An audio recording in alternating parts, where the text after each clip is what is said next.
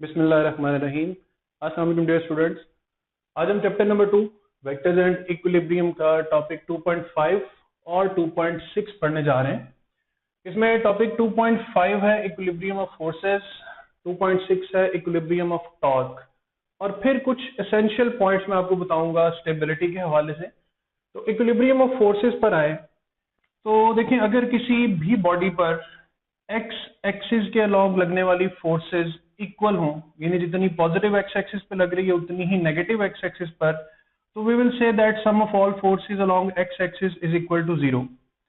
इसी तरह Y axis के अलॉन्ग लगने वाली तमाम तर फोर्सेस का सम अगर 0 हो तो we will call it sum of all forces along Y axis will be equal to 0। इसी तरह अगर किसी बॉडी पर एग्जैक्ट वाई और एग्जैक्ट एक्स एक्सिस पे फोर्सेस नहीं लगती, जैसे कि आप अपने एक एग्जाम्पल और न्यूमेरिकल नंबर 15 में भी इस एग्जाम्पल को यूज कर सकते हैं कि अगर फोर्स किसी एंगल पर इंक्लाइंड है तो भी आपने यही दो रूल्स अप्लाई करने हैं, sum of all forces along x and sum of all forces along y. कैसे अप्लाई करने हैं कि आपने यहां से एक प्रोजेक्शन ड्रॉ करनी। लेट्स से अगर फोर्स ऑफ टेंशन है तो ये लाइन कहलाएगी टी साइन थीटा और ये लाइन कहलाएगी टी कॉस थीटा। सिमिलरली इस फोर्स को भी कंपोनेंट्स में रिजॉल्व करें, टी साइन थीटा और ये line T cos theta. So आपके पास क्लियर है कि कॉस कंपोनेंट्स हैं फोर्सेस अलोंग एक्स एक्सिस और साइन कंपोनेंट्स हैं forces along y axis. Let's say downward अगर कोई वेट एक्ट करता है तो आप T sine theta plus T sine theta इन दोनों फोर्सेस को आप कंसीडर करेंगे पॉजिटिव और वेट फोर्स को आप कंसीडर करेंगे नेगेटिव, क्योंकि ये नेगेटिव एक्स एक्सिस के अलोंग है। और अगर किसी बॉडी पर मुकम्मल लगने वाली फोर्सेस अलोंग एक्स और अलोंग वाई ये सम 0 हो तो हम इसको simply first condition of equilibrium का नाम देते हैं कि sum of all forces along x axis along y axis is equal to 0। इस कंडीशन को ट्रांसलेशनल इक्विलिब्रियम भी कहा जाता है और इस कंडीशन की एक मेन चीज ये कि बॉडी में जो लीनियर एक्सेलरेशन है वो 0 हो जाएगी। Translational equilibrium can be stated as static equilibrium अगर बॉडी रेस्ट पर है। It can be stated as dynamic equilibrium अगर body uniform linear motion perform कर रही है, और दोनों केसेस में याद रखें द एक्सेलरेशन विल बी 0। अब आते हैं टॉपिक 2.6 पर, equilibrium of torques. Torque turning effect of force को कहते हैं। अब डायग्राम 1 आप देखें कि एक सी सॉ पर एक फोर्स लग रही है अलोंग क्लॉकवाइज रोटेशन में, एक फोर्स लग रही है एंटी क्लॉकवाइज रोटेशन में।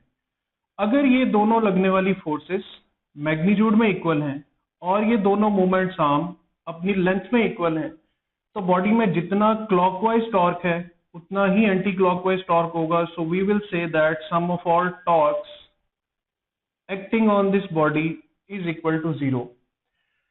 Then the body will be stated to be in rotational equilibrium.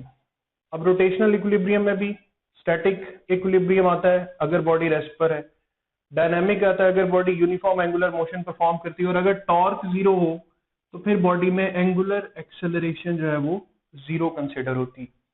अब एक इंपॉर्टेंट कंडीशन है कपल की कि अक्सर स्टूडेंट्स फोर्सेस को इक्वल और ऑपोजिट देखकर इस कंडीशन को इक्विलिब्रियम कंडीशन सपोज कर लेते हैं, जबकि ऐसा नहीं है। अगर ये दोनों फोर्सेस का लाइन ऑफ एक्शन सेम होता यहां पर तो आप कह सकते थे the body is in equilibrium, लेकिन दोनों फोर्सेस के दरमियान एक परपेंडिकुलर डिस्टेंस है। सो दिस रोटेशन या this diagram will cause rotation. इस कंडीशन को हम कपल का नाम देते हैं, two equal opposite forces acting on the same body at two different points with a line joining them. Torque due to couple is never 0, do remember it. और torque due to couple find करना हो तो किसी एक force को आप पूरे couple arm के साथ, दोनों फोर्सेस के दरमियान जो डिस्टेंस होता है उसे कपल आर्म कहते हैं, चाहे डाउनवर्ड फोर्स को चाहे अपवर्ड फोर्स को पूरे कपल आर्म से आप मल्टीप्लाई करते हैं तो you can find the torque due to couple. अब स्टेबिलिटी का तीसरा parameter centre of gravity, point where whole weight of the body is concentrated. और किसी भी बॉडी का सेंटर ऑफ ग्रेविटी फाइंड करना हो तो सिंपल क्या करें कि उसको आप किसी भी पॉइंट पर बैलेंस करने की कोशिश करें। वो पॉइंट जहां पर बॉडी ना लेफ्ट साइड ना राइट साइड की तरफ कोई टर्न प्रोड्यूस नहीं होगा, तो that point will be the centre of gravity. Centre of gravity की एक बड़ी पहचान ये भी है कि अगर आप बॉडी के सेंटर ऑफ ग्रेविटी पे फोर्स लगाएंगे तो बॉडी में लीनियर एक्सेलरेशन तो प्रोड्यूस हो सकती है।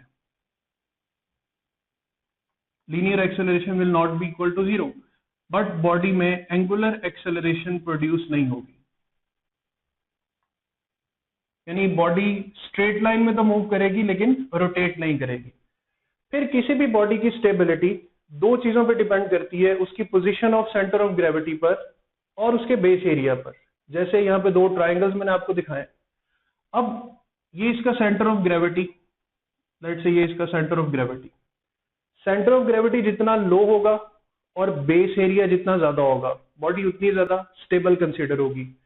बेस एरिया जितना कम होगा और सेंटर ऑफ ग्रेविटी जितना हाई होगा, बॉडी उतनी अनस्टेबल होगी। देखें, अगर ये ट्राइंगल रियल में आपके पास कोई ट्राइंगल और इस पोजीशन में आप उसे खड़ा करना चाहें तो इट विल फॉल सडनली, लेकिन ये एक स्टेबल डायग्राम है। इसी तरह सेंटर ऑफ ग्रेविटी जो है, इसमें एक मिसाल है कि जैसे आप बैठे बैठे कुर्सी को पीछे करने की कोशिश करते हैं तो आप किस लिमिट तक उसको पीछे ले जा सकते हैं। सेंटर ऑफ ग्रेविटी की जो लाइन है ये हमेशा बेस एरिया में से पास करती है।